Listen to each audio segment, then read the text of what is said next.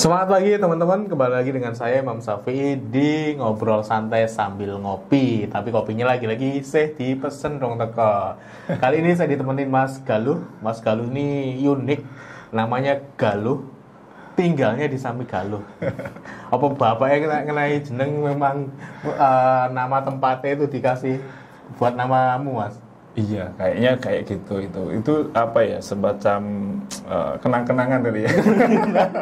Kebanggaan tinggal di Sami Galuh gitu, anaknya dikasih nama Galuh. Nama lengkapnya? Nama lengkap saya Galuh Alif Fahmi Rizky. Galuh Alif Fahmi Rizky, wangi banget. Oke, Mas Galuh ini salah satu anak muda yang aku pikir inspiratif. Kenapa? Di saat teman-temannya itu keluar daerah nyari pekerjaan dengan income yang tinggi, dia bersedia tinggal di desa dan mengembangkan desanya.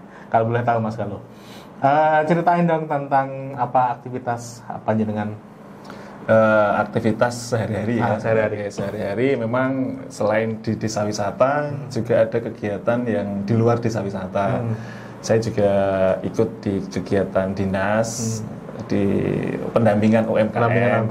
Jadi memang ada relevansi nih ketika saya melakukan pendampingan di UMKM itu banyak hal yang nanti bisa diterapkan di desa wisata juga. Nah, ngomongin soal desa tadi, kok berpikir yang lain kan anak muda ini rata-rata kan pengennya ke tempat lain nih, yang pekerjaan dengan income yang tinggi. Nah, jangan kok mau repot-repot ngembangin desa dengan desa wisatanya. Desa wisata Tinalah. Iya, desa wisata Tinalah. Ya, ini sebagai upaya kita lah untuk mengembangkan desa. Kalau nggak ada kita dari anak-anak muda, ya nanti desa ini memang sulit untuk berkembang. Karena memang kekuatan salah satunya ya di anak-anak muda. Mungkin saya juga ada muda juga ya. Masih muda. Makanya berapa orang yang tergabung untuk mengelola desa? Kalau Tinalah di tempat desa wisata Tinalah itu ada sekitar 30-an orang untuk mengelola. Nanti ada tim inti sama beberapa pokja dan anggota. Jadi ada tim intinya, kemudian nanti ada ketua atau koordinator kelompok kerja sama anggota-anggotanya itu sekitar 30-an. Kemudian di luar itu ada masyarakat yang terlibat. Jadi kita sinergi sama masyarakat. Intinya adalah desa wisata itu berbasis masyarakat, semuanya dari masyarakat. Tetapi memang ada istilahnya lembaga ya, ada yang mengelola, kemudian nanti kita bermitra dengan masyarakat. Nah, ini kayak homestay, kayak kuliner, produk UMKM, nah itu nanti bisa kita kerjasamakan dengan produk-produk desa wisata gitu. Apa yang dijual di Tinalah, desa wisata Tinalah? Apa sih betul? Kalau di desa wisata Tinalah itu basisnya itu memang alam dan budaya. Kita awal mulanya itu menjual paket alam dengan paket camping. Jadi awal mulanya itu kita desa wisata tapi konsepnya outdoor gitu. Jadi awal mulanya dari situ. Dari tahun 2012 kita sudah merintis. Kemudian kita 2013 itu sudah mulai berjalan. Kemudian sampai sekarang alhamdulillah masih bisa melakukan kegiatan, tapi memang pandemi ini aktivitas banyak yang berkurang. Ya rata-rata wisata pandemi ini membuat kacau gitu ya, membuat kacau banyak hal gitu. Kita sudah ada bookingan 2021 ini, semuanya cancel. Iya, semuanya cancel. Parah sekali ini. Apalagi di pembatasan ini ya. Pembatasan iya. Kemarin Januari sempat mau buka lagi, tapi karena kondisi PSBB Jawa Bali ada instruksi ya dari dinas, kemudian dari rapat-rapat pengelola, kita off lagi. Ya. Berarti yang dijual itu camping ground. Iya, kita ada camping ground, kemudian ada outbound, ada homestay juga. Kemudian ada wisata alam. Wisata alamnya itu Puncak Kleco namanya. Puncak Kleco itu masuk denganmu? Puncak Kleco itu ada beberapa nama Puncak Kleco. Jadi ada. Ini punya Kleco yang di desamu. Ini ada di tempatku. Ada memang di Kulon Progo itu ada beberapa istilah Kleco ya. Satunya untuk embung Kleco itu di sekitar kawasan Girimulya. Kemudian kalau puncak wisata alam Kleco ini memang di kawasan desa wisata yang di Dewi Tinala ini. Berarti ini view alam ya. Bisa sunrise, bisa sunset, selfie, makan di puncak, bisa mau ngopi boleh. Ngopi juga ada ya.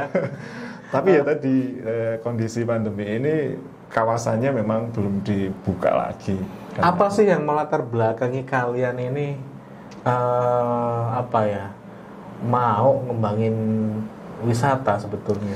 Ya ini dulu ada inisiasi dari para tokoh-tokoh ya, tokoh-tokoh di desa. Dari tokoh desa itu sendiri, kemudian mereka punya gagasan untuk gimana sih cara di desa kita itu ada aktivitas yang istilahnya menghasilkan nilai tambah gitu kan. Dulu tahun 2013 itu awal mulanya kita ikut program PM pariwisata. Awal mulanya itu dari situ kita dapat pendanaan ya dari proposal pengajuan itu kita dapat pendanaan awal, kemudian kita kembangkan untuk kawasan desa wisata awalnya di tempat camping ground itu membuat pendopo, buat toilet, kawasan, kemudian untuk paket fasilitasnya semua dananya dari situ. Kemudian berkembang, kita kumpulin lagi nih hasil dari aktivitas itu kita kembangkan lagi, ada outbound, kemudian nambah nih, kemudian ada homestay. Nah kemudian nanti di situ Tinala kan sudah terkenal. Teman-teman di dusun itu punya potensi. Salah satunya ada Gua Seriti. Ini ada puncak alam tadi, puncak Kleco. Nah itu mereka yang teman-teman di dusun berinisiasi untuk ikut mengembangkan kawasan desa wisata. Jadi awal mulanya memang kawasannya desa wisata dulu. Sudah ada potensi-potensinya, kita ambil potensi yang bisa waktu itu diangkat ya camping ground, kemudian berkembang dengan outbound, kemudian mulai lagi dari teman-teman di dusun itu mengembangkan puncak alam itu, wisata alam. Dulu memang ya itu banyak hutan-hutan itu teman dijadikan tempat karena memang alam. Salah satu cara untuk kembangin desa itu ya ngelihat potensi yang ada di desa ya. Jadi dan itu kebanyakan tidak banyak orang desa yang paham dengan potensinya. Dulu kok bisa tahu gitu, kok bisa dapat bahwasannya si camping ground ini iso didol. Terus si kok puncak Kleco ini iso menarik bagi orang. Dasarnya apa itu teman-teman bisa memutuskan untuk menggarap itu? Dulu itu memang tokoh-tokoh di desa namanya itu Desa Purwoharjo. Tinala itu nama sungai. Tinala itu nama sungai yang ada. Tapi sekarang yang terkenal Tinalanya daripada Purwoharjo. Jadi di Desa Purwoharjo itu ada 14 dusun dan belum semuanya bisa bergabung ya di setiap dusun. Sekitar 50% dusun itu sudah ikut di pengelolaan desa wisata. Awal mulanya dari penggagas itu memang mereka itu pecinta alam. Ada yang ikut LSM, kegiatan sosial, kegiatan outdoor gitu. Nah, di situ juga mereka punya relasi dan ya itu tadi ada rembuk-rembuk bersama ngobrol, istilahnya ngopi santai gitu kan.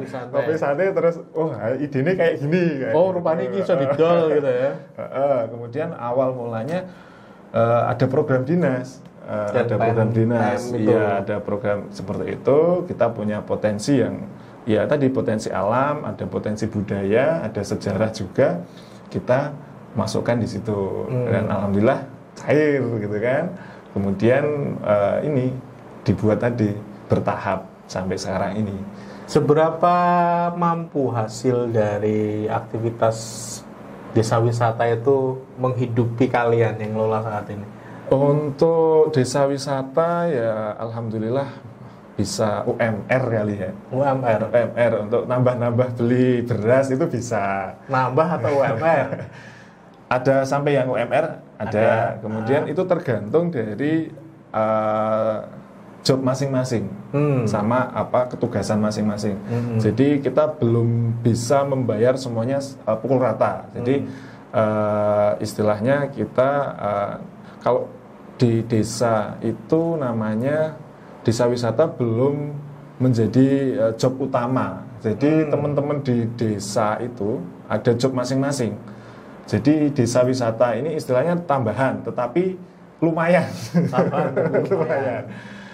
Itu ya mereka semangat, kayak gitu. Jadi beban kerjanya memang satu orang dengan orang yang lain beda.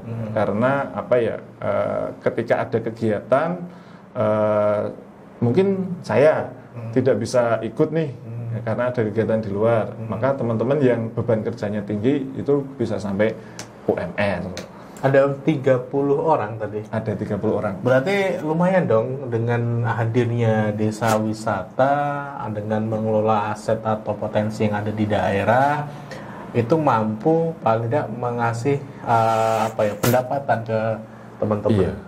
Dan itu kalau bisa diadop ke desa-desa di seluruh Indonesia, ada sekitar 73.000 ya kalau nggak salah. Iya, sekitar itu ribuan pokoknya. Desanya itu 70 sekian ribu kalau nggak salah desa di Indonesia. Dan kalau itu muncul satu persatu kan itu jadi salah satu solusi sebetulnya di Indonesia untuk paling tidak pemuda yang ada di sana, masyarakat yang ada di sana ikut diberdayakan. Saya kira memang begitu. Kalau desa itu tidak diopeni ya akhirnya nggak ada kegiatan, cuma aktivitas administrasi aja gitu kan. Ya cuma aktivitas ya program-program administrasi aja kegiatannya. Kalau tidak ada inovasi ya gitu-gitu aja. Pembangunan ya berdasarkan program gitu kan. Kalau nggak ada program ya mungkin ya aktivitas-aktivitas biasa. Tetapi dengan adanya desa wisata ini mau nggak mau, kemarin yang belum sempat ikut nih di aktivitas kegiatan desa wisata, mulai perlahan ikut. Saya punya rumah dijadikan homestay. Satu kamar, dua kamar gitu ya. Satu kamar, dua kamar. Lumayan, seminggu ini sekali aja udah dapat sekian ratus ribu. Iya, gitu. lumayan itu. Kemudian kemarin ibu-ibu PKK gitu kan. Produk-produknya. Kalau produknya mungkin cuma titip. Karena adanya desa wisata, mereka bisa bikin paket kuliner, prasmanan, kota, menu-menu jajanan pasar itu jadi paket kuliner untuk teman-teman wisatawan yang ke desa wisata. Bisa lumayan tuh 3 hari, 2 hari nginep di kawasan desa wisata. Ada 100 orang selama 3 hari kan juga lumayan. Ya. Itu memang di desa wisata itu paketnya memang rombongan ya. Camping, gathering, outbound itu memang rombongan ya. Minimal kita di angka 20 orang. Jadi kalau mamanya satu paket itu kan 25.000 nih. Kali 20 orang kan sudah lumayan. Dan berapa itu per kali makan atau per hari itu? Itu per kali makan. Per kali makan. Kalau per hari 3 kali makan kan udah berapa sendiri? Kali 3 hari, kali 2 hari. Belum nginepnya. Belum nginepnya. Itu minimal 2 orang. Belum kalau 50 orang, 100 orang gitu.